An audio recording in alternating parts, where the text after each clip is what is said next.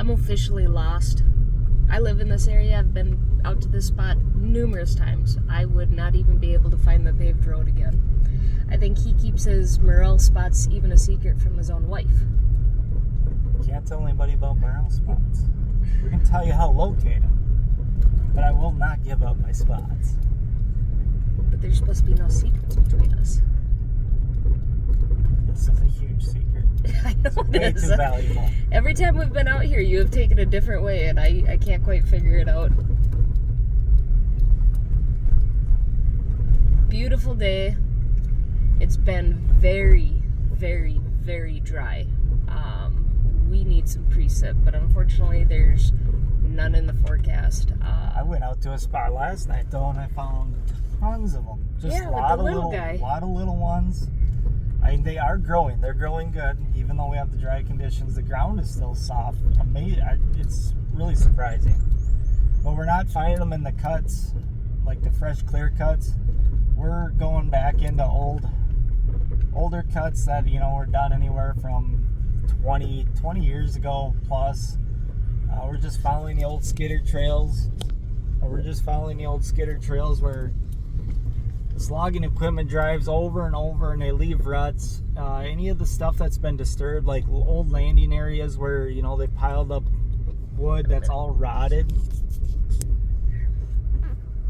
or old landing areas where there was a lot of disturbance in the soil. It's a lot of rotten logs underneath. That's kind of where these things like to grow. You got to get down that, you know, lower parts of the woods. They're not up in the high ground. They're usually, you know, closer to swamp edges or you know, around small sloughs, little tiny creek beds in the forest. And most of these black morels, they really like popple areas. You know, like the yellows are a little different. Those you're gonna find more in that, you know, like ash and stuff like that, a little higher ground. Or elms are a big thing with those yellows. But yeah, we're just out here mostly tackling up the blacks. They're the first ones that come out. Well, hopefully we beat the bears to them. Yeah. Last time, a couple of years ago when I came out here, we found lots of bear scat, fresh tracks. And no mushrooms. There wasn't a lot of mushrooms. That bear really tore into this area, and he got a lot of them. But I tell you what, this road is something else. If you hear banjos run. Oh, yeah,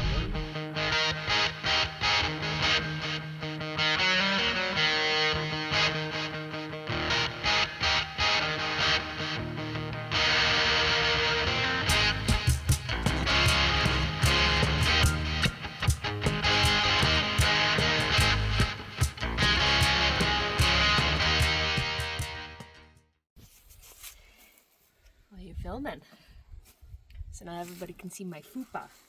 So when we head out, you know, I always wear rubber boots with the pants tucked in. I've had Lyme's disease and anaplasmosis, and wood ticks are killers, essentially. It's bad, it's brutal, and they are out for vengeance this year. So what we do for tick prevention, obviously, you know, lighter color clothing always helps. Tucking pants in, I usually tuck my pants into my socks, wearing rubber boots, so covering, just giving them less access to get in underneath your clothing. And our clothes are literally soaked in permethrin right now. We use a pretty high concentrate of permethrin, and it's Minnesota. You're gonna have mosquitoes, so we also have this stuff, which does have some permethrin in it as well, but this stuff is safe to apply directly to skin to keep the flying demons off. Another thing, when we're picking morels, we use old potato or onion sacks. That way when we're carrying it around, we fill up the bag, morels are still gonna release their spores. So yeah, when you're walking around, you're essentially just releasing more of the fungal spores on the ground, so more come back next year. So I've mentioned before, we find these old skidder trails, and a lot of times these are off old forest roads and stuff. This is an old skidder trail coming back through here. You know, these are where they like to grow on these trails or off to the edges of them. And when we got down in here, we noticed the ground is a lot more moist. It's, you know, it's kind of mucky. Dry years like this is where they're kind of going to grow, is near this stuff. We're actually going to get off this trail right here because they ain't going to really want to grow in this tall grass. But you get right off into the woods here, it's kind of nice and clear in there, and there's a lot of stumps, a lot of old logs that are rotten. They're going to be kind of in these little mounds that, you know, the skidders pushed all this stuff up in. So we're going to step off in here and we're going to check this around this grassy area. And I've been on this trail many times. It actually gets nice back in here and they grow right on it, off to the edges. Well, let's get back in here and check this out. I'm going to tell Asa you have her pink bucket. I do have her pink bucket. We only have one onion bag today, so.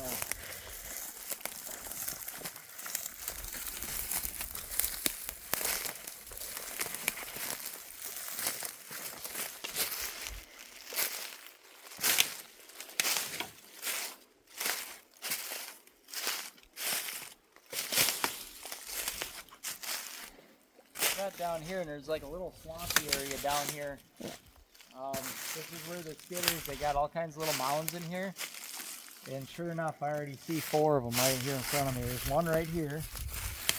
And what I do to get these is I just go down below the top of it. Watch where he walks. Another one right here. You just go down there and you pinch them off right below.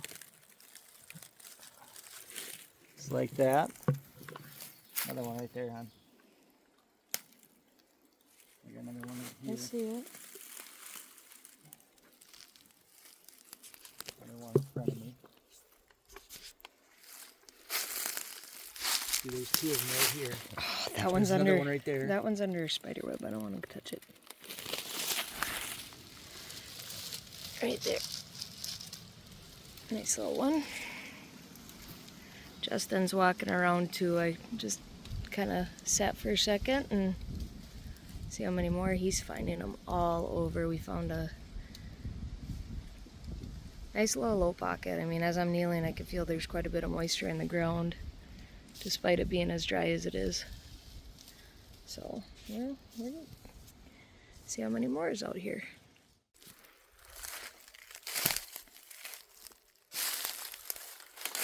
Watch out, there's one right there. Right down that low spot. The old skidder track.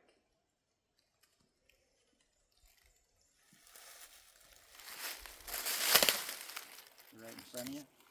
What? Go forward a little I bit. see it.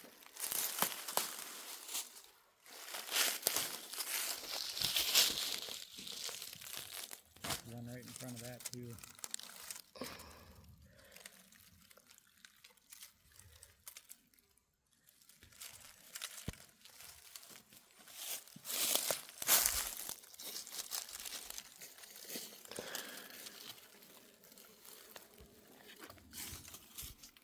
This one I spotted from a ways away. Hang on. I don't want to step on any. No, I'm looking on my way there because I've already almost stepped on 3 of them just trying to find what's this one. There's another one right there underneath these leaves. And there's the big one that's stuck on. Hang on, let me zoom in. Jeez.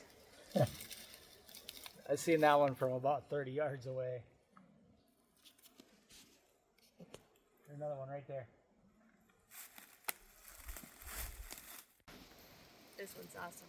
1, 2, 3, 4. Ah, there's more right here too. Yeah, you got a big cluster of them over there. 5, 6, 7, 8, 9, 10. And I got some right here too.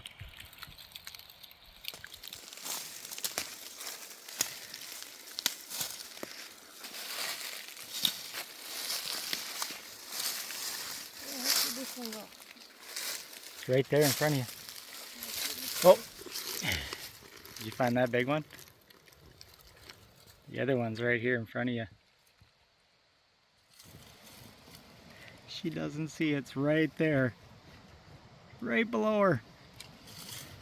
What? Am I blind? I'm seeing a ton of big ones around this whole I little see area. Other ones. I don't want to miss one though. Right there.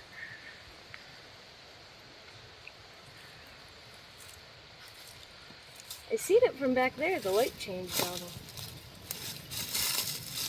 Right there, right below your hand. Oh God. She's got. They're just everywhere in here. We're finding tons of them. There's. Three right here. I'm gonna get the camera down. I'm gonna start picking. There's so many here. Look at this one. I see that one.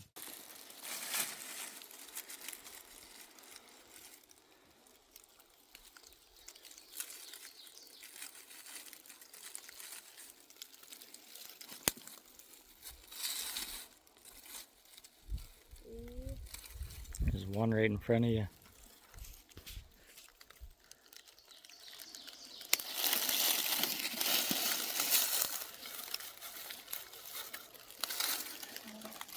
There's another one right here.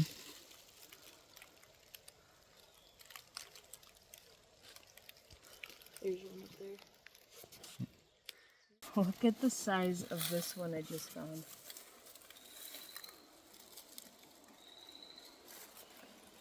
Oh my God. That one's huge.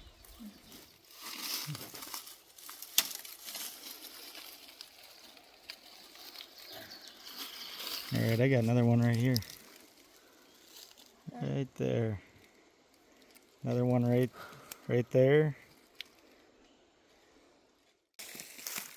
I found there's a group of them. the Goliath of morels right here. Look at that, right past there's more of them. Look at that thing. Holy crap. Oh, get that one right in front of you. Gosh, there's more right underneath these logs in here. I'll let you crawl there. I'm not a fan of spiders. There's another one over there.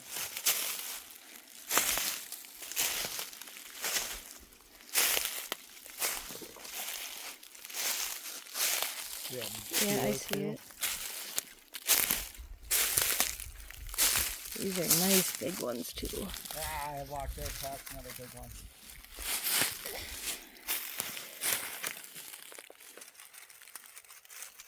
There. Look at this one. Hang on. I want. Oh, that one's even bigger.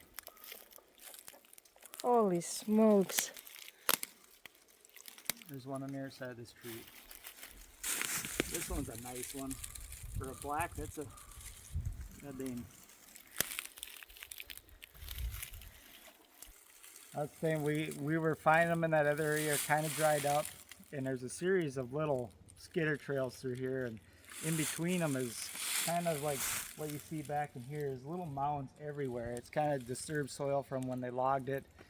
This one here, you're probably going back 25 years ago. Yeah, and the last couple seasons I've been walking through here and we're finding them all over. It's nice and moist down in here.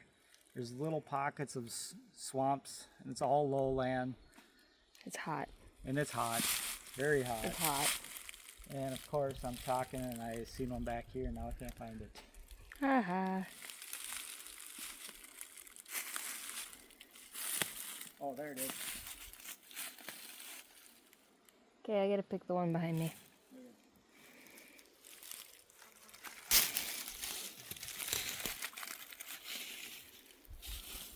Oh, it's hot.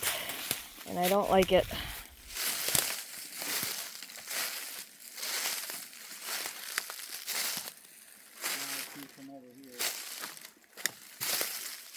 Yep, I see 1, 2, 3. Holy crap. Look at them all in here, hon. Hold on a second. Let me go pick Oh my goodness. Oh my goodness. I'm getting excited. I gotta put the camera down. I don't want to walk over any. Well, this is the take out of this spot. It got hot pretty damn fast. Well, what a day that was. We are back. We got them set. We dry ours to preserve them.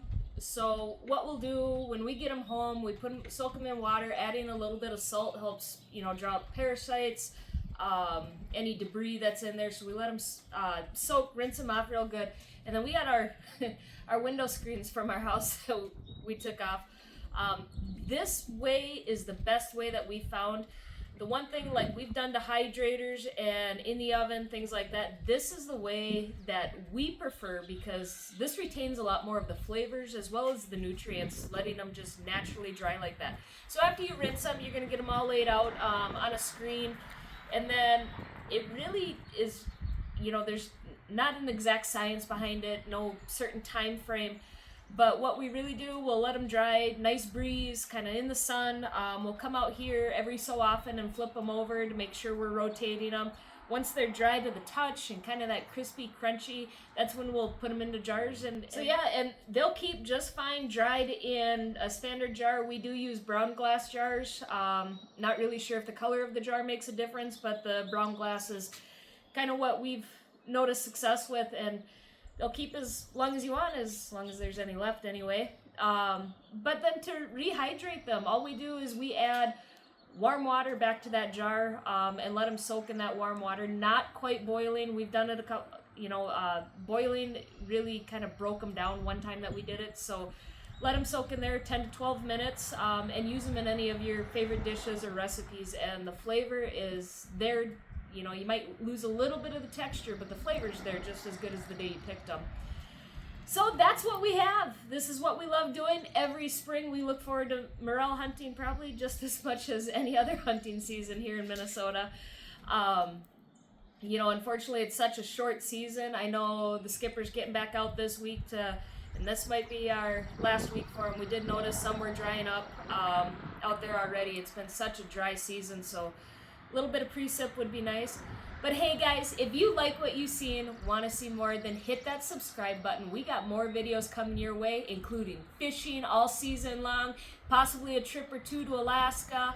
But stay tuned, there's more on the way. And don't forget, get out there and break the chain of routine. Thanks for watching, guys. Say, we're going to keep more videos coming your way, and who knows what's going to be on them. So if you like what you just seen, want to see more, then join us along on all of our adventures by hitting that subscribe button. And don't forget, get out there and break the chain of routine.